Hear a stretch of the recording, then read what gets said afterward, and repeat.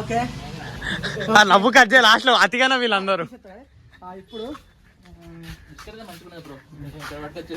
రూపాయి బిస్కెట్లు అవి బయట ఉంటాయి కదా, ఉస్మానియా బిస్కెట్స్.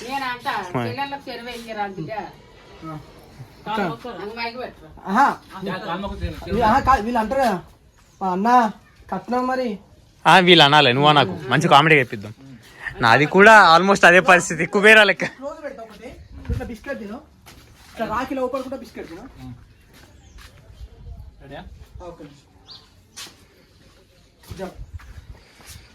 ఇప్పుడు కొంచెం ఎంత తీసుకుంటావు